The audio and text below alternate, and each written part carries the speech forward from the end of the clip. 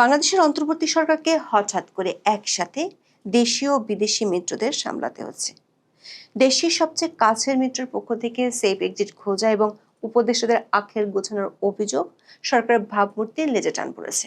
খবর হলো, এনসিপি নেতাদের অভিযোগ শুধু কথার কথা নয়, দলটি একেবারে দলীয় ফোরামে বৈঠক করে সিদ্ধান্ত নিয়ে সরকার উপদেষ্টাদের বিরুদ্ধে তীর ছুঁড়েছেন। আর সরকারের উপদেষ্টারা সেই অভিযোগের জবাবে পাল্টা চ্যালেঞ্জ ছুড়ে দিয়ে সমস্যাটির নতুন মেরুকরণ গড়ে দিয়েছেন। সরকার একাধিক উপদেষ্টা মনে করেন, এই বিতর্কটি শুধু একটি রাজনৈতিক গুঞ্জন শুরু করেনি, এটি অন্তর্বর্তী সরকারের নৈতিক ভিত্তি আর নিরপেক্ষতাকে কঠিন প্রশ্নের মুখে ঠেলে দিয়েছে। আবার সেই কাজটি করেছে তারাই যারা সরকারের সবচেয়ে কাছের বলে পরিচিত সেই নিয়োগকর্তা ছাত্ররাই।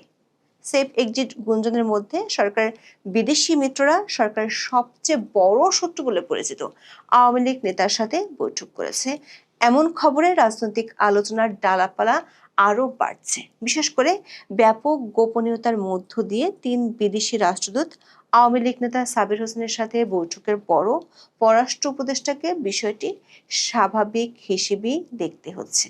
বিশ্লেষকরা মনে করছেন, এমন পরিস্থিতি সরকারকে ঘরে ও ঘরের বাইরে দুই দিক থেকেই বেকায়দায় ফেলে দিয়েছে। কারণ একদিকে মিত্র ছুটে যাচ্ছে, আবার মিত্র গিয়ে শত্রুর সাথে বৈঠক করছে। বিষয়টি সরকারকে উভয় সংকটে ফেলেছে। বিস্তারিত জানতে চলুন যাওয়া যাক বিশ্লেষণে।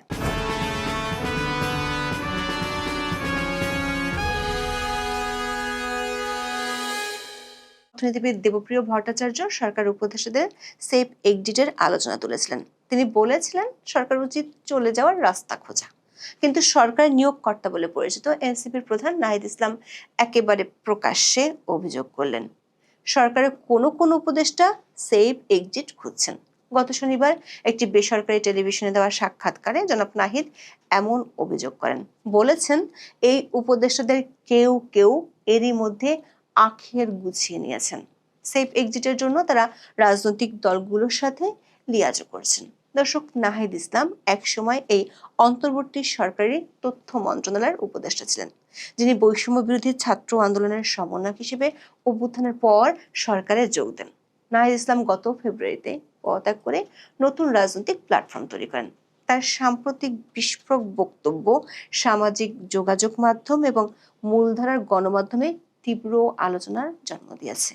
নাহিদ ইসলামের সরাসরি অভিযোগ, উপদেষ্টাদের অনেকেই বিভিন্ন রাজনৈতিক দলের সাথে লিয়াজো করে ফেলেছে, তারা নিজেদের সেফ এক্সিট বা নিরাপদ প্রস্থানের কথা ভাবছে।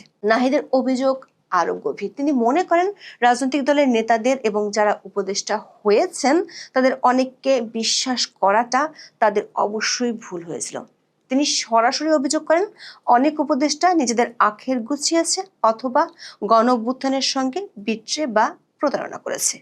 যদিও তিনি এসব উপদেষ্টার নাম বলেননি, বলেছেন সঠিক সময় এলে এদের নাম জানাবেন। নাহিদ ইসলামের পরে এনসিপির উত্তরাঞ্চলের মুখ্য সংগঠক সার্জিস আলমও তাদের দলের এক সভায় একই বিষয়ে বক্তব্য দেন। নওগাঁয় এনসিপির জেলা ও উপজেলার সমন্বয় সভা শেষে সাংবাদিকদের সামনে তিনি বলেন, কিছু উপদেষ্টার মাঝে আমরা এই আচরণ দেখতে পাচ্ছি যে তারা এখন কোনোভাবে দায়সারা দায়িত্বটা পালন করে নির্বাচনের মধ্য দিয়ে এক্সিট নিতে পারলেই হলো। এরপর তিনি রীতিমতো উপদেষ্টাদের হুমকিও দিয়েছেন, বলেছেন, কোথায় সেফ এক্সিট নেবেন? পৃথিবীতে সেফ এক্সিট নেওয়ার একটাই জায়গা, সেটা হচ্ছে মৃত্যু। এছাড়া কোনো সেফ এক্সিট নাই। আপনি পৃথিবীর যে প্রান্তে যান সেখানে বাংলাদেশের মানুষ আপনাকে ধরবে। এনসিপির এই দুই নেতার বক্তব্য নিয়ে নানা আলোচনা সমালোচনা দেখা যাচ্ছে সামাজিক যোগাযোগ মাধ্যমে। বিশেষ করে গত বছর শেখ হাসিনা সরকারের পতনের পর অন্তর্বর্তী সরকার গঠনের আলোচনায় অংশ নিয়েছিলেন আন্দোলনে নেতৃত্ব দেওয়া এই ছাত্ররাই। সেই সরকারে নাহিদ ইসলাম সহ ৩ জন ছাত্র প্রতিনিধিও ছিলেন। অধ্যাপক ইউনূস নিজেই বলেছেন, এই ছাত্ররাই তাদের নিয়োগকর্তা।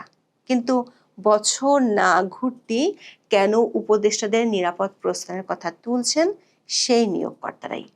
এমন প্রশ্ন সামাজিক মাধ্যম ও রাজনৈতিক ঘটনার আলোচনায় ঘুরপাক খাচ্ছে। তবে অনেকের ধারণা ছিল, অতীতের মতোই এনসিপি নেতাদের এটা ব্যক্তিগত অতিকথন। কিন্তু বিবিসি বাংলার খবরে বলা হচ্ছে, এনসিপির দুই নেতার এমন প্রকাশ্যে হানা তীর তাদের দলীয় সিদ্ধান্তেই ছুটেছে। বিবিসি বাংলা বিষয়টি নিয়ে কথা বলেছে এনসিপির সদস্য সচিব আক্তার হোসেনের সাথে। আক্তার হোসেন মাত্র কদিন আগে অধ্যাপক ইউনূস ও বেশ কজন উপদেষ্টাদের সাথে নিউ ইয়র্ক ঘুরে এসেছেন। আক্তার হোসেন বলেছেন, উপদেষ্টাদের সেফ এক্সিট নিয়ে তার দলের নেতাদের বক্তব্য এনসিপিরই সামগ্রিক বক্তব্য। আক্তার হোসেন দাবি করেছেন, অন্তর্বর্তী সরকার পক্ষপাতিত্বমূলক আচরণ করছে, তারা দায়িত্বগুলো পালন না করে পালিয়ে বাঁচতে যাচ্ছেন। বিবিসির খবরটিতে আরো বেশ কিছু চমকপ্রদ তথ্য আছে। বিবিসি বলছে, তারা বিষয়টি নিয়ে এনসিপির শীর্ষ পর্যায়ের অন্তত 4 জন নেতার সাথে কথা বলেছে। নাম প্রকাশ না করার শর্তে এনসিপির একজন নেতা জানান, সরকার উপদেষ্টাদের একটি গ্রুপ বিএনপির সাথে আরেকটি গ্রুপ জামাতের সাথে সখ্যতা তৈরি করছে। তাতে নিয়োগকর্তা হয়ে এনসিপির অবস্থা অনেকটা আমের আটির মতো, যেখানে আম আর দুধে মিলন হয়ে গেছে, আটিটি ছুঁড়ে ফেলে দেওয়া হচ্ছে। বিষয়টি নিয়ে সম্প্রতি এনসিপির শীর্ষ নেতাদের মধ্যে বৈঠক অনুষ্ঠিত হয়েছে। ওই বৈঠকে আলোচনার পরে বিষয়গুলো প্রকাশ্যে আনছেন এনসিপি নেতারা। দর্শক, এর মানে হলো এনসিপি কোনো হুজুগে অভিযোগ করেনি, তারা একেবারে বৈঠক করে দলীয় সিদ্ধান্ত নিয়ে অভিযোগের প্রথম তীরটি ছুঁড়েছে সরকারের দিকে। দলটির একাধিক সূত্র বলছে, দ্বিতীয় ধাপে প্রমাণসহ পর্যায়ক্রমে কয়েকজন উপদেষ্টার বিরুদ্ধে অভিযোগগুলো প্রকাশের পরিকল্পনা আছে তাদের। দর্শক, বাংলাদেশের রাজনৈতিক ক্ষমতা হস্তান্তরের প্রেক্ষাপটে সেফ এক্সিট শব্দটি কেবল পদত্যাগ বা অবসর বোঝায় না, এটি রাজনৈতিক ক্ষমতা এবং আইনি দায়মুক্তির একটি সংবেদনশীল মিশ্রণ, যেটি মূলত ক্ষমতার অপব্যবহারের ঝুঁকি থেকে আসা দুশ্চিন্তার কথা তুলে ধরে। এখানে দুটি সুনির্দিষ্ট অর্থ রয়েছে। প্রথমত, এর অর্থ হলো ক্ষমতা থেকে সরে যাওয়ার পর ভবিষ্যতে নির্বাচিত রাজনৈতিক দল বা আইনি প্রক্রিয়ার মাধ্যমে হয়রানি, রাজনৈতিক প্রতিহিংসামূলক মামলা বা প্রতিশোধ থেকে ব্যক্তিগত সুরক্ষা নিশ্চিত করা। দ্বিতীয়ত, অন্তর্বর্তীকালীন সময় যদি কোনো উপদেষ্টা ক্ষমতার অপব্যবহার করে ব্যক্তিগতভাবে লাভবান হন বা দুর্নীতি করেন, তবে তার জন্য আইনি সুরক্ষা বা দায়মুক্তি লাভ করা। রাজনৈতিক বিশ্লেষকরা মনে করেন, উপদেষ্টার দায়িত্ব পালন করতে না পারা ব্যর্থতা, তবে সেফ এক্সিটের প্রশ্ন আসলে সেটি মূলত একটা অনিয়মতান্ত্রিক পরিবর্তনের কথাই বোঝায়। আবার অনেকে বলছেন, এনসিপি নির্বাচন বয়কটের কৌশলের অংশ শুরু হলো এটা দিয়ে।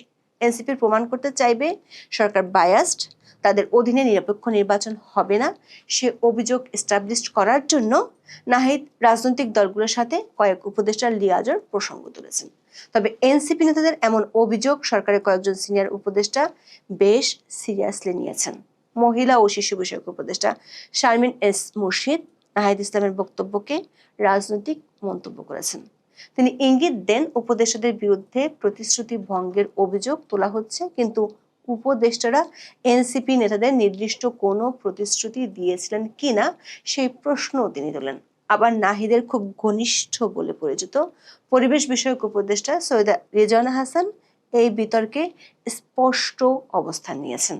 তিনি নাহিদ ইসলামকে চ্যালেঞ্জ জানিয়েছেন যে, কাদের বিষয়ে সেফ এক্সিটের অভিযোগ তোলা হচ্ছে তা পরিষ্কার করতে হবে।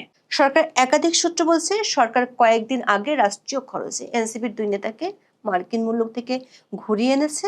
তারপর সরকার বিরুদ্ধে এমন অভিযোগ, তা আবার দলীয় ফোরামে সিদ্ধান্ত নিয়ে তোপ যেভাবে দাগানো হলো, সেটি সরকার হাই প্রোফাইলদের ভাবিয়ে তুলেছে।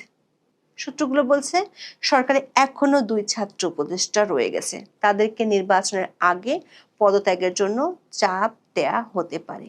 সে ইঙ্গিত কিছুদিন আগে তথ্য উপদেষ্টা মাহফুজ আলম তার এক বক্তব্যে দিয়ে রেখেছেন। তাদেরকে যদি সরিয়ে দেওয়া হয়, তাহলে অন্তর্বর্তী সরকারের এনসিপির আর কোনো স্টেক থাকবে না। তখন এনসিপি নেতারা প্রমাণসহ তথ্য জনসমক্ষে তুলে ধরলে, যেটি নাহিদ বলেছেন সময় হলে জানাবেন, সেটি যদি করেন, তাহলে সরকারের মুখ লুকানোর জায়গা থাকবে না। এই আখের গোছানো আর সেফ এক্সিটের মধ্যে মরার উপর খাড়ার ঘা হিসেবে দেখা দিয়েছে বিদেশি রাষ্ট্রদূতদের সাথে আওয়ামী লীগ নেতার গোপন বৈঠক। মঙ্গলবার কালবেলার খবরে বলা হয়, সাবের হোসেন চৌধুরী, যিনি আওয়ামী লীগ সরকারের সাবেক পরিবেশ, বন ও জলবায়ু পরিবর্তন বিষয়ক মন্ত্রী ছিলেন, তার বাসায় 3 নর্ডিক রাষ্ট্রদূতের বৈঠক হয়েছে। প্রায় 2 ঘন্টার ওই বৈঠকটি ছিল বেশ গোপনীয়।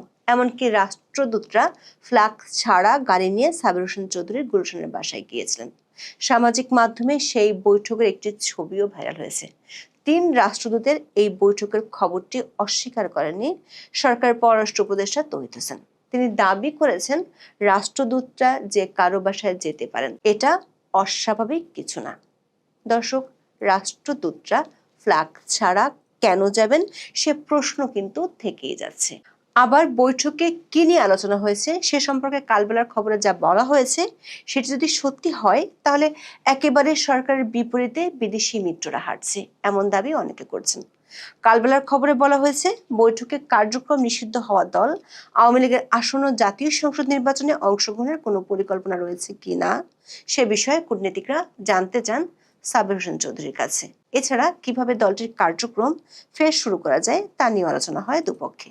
দর্শক, আওয়ামী লীগের সাথে কারো দুঃসম্পর্কের সম্পর্ক থাকলেও সরকার তাকে গ্রেপ্তার করে, আওয়ামী লীগের মিছিল থামাতে পুলিশের বিরুদ্ধে শাস্তিমূলক ব্যবস্থা নেওয়া হয়, দল হিসেবে আওয়ামী লীগের বিচারের জন্য আইন বদলানো হলো, সেখানে বিদেশি মিত্ররা গোপনে গিয়ে আওয়ামী লীগ নেতার সাথে বৈঠক করলেন, সেটিকে সরকারের উপদেষ্টা দাবি করলেন স্বাভাবিক বৈঠক। আবার সরকার মিত্ররা সামাজিক মাধ্যমে সাবের হোসেন চৌধুরীর গ্রেপ্তারের দাবি তুললেও সরকার উপদেষ্টা সাব জানিয়ে দিয়েছেন, তিনি তো অপরাধী না, অপরাধী হলে উনি তো জেলে থাকতেন।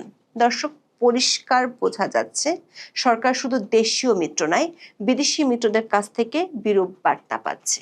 প্রশ্ন হলো, বিদেশি মিত্রদের এমন গোপন মিশন যদি বজায় থাকে আর জনাব নাহিদের সেই সঠিক সময়ে চলে আসে আর দুটো যদি একসাথে আসে, তাহলে কি ধরনের অমাবস্যা যমুনার আকাশে দেখা দিবে সেটি সত্যি সরকারকে চিন্তায় ফেলছে।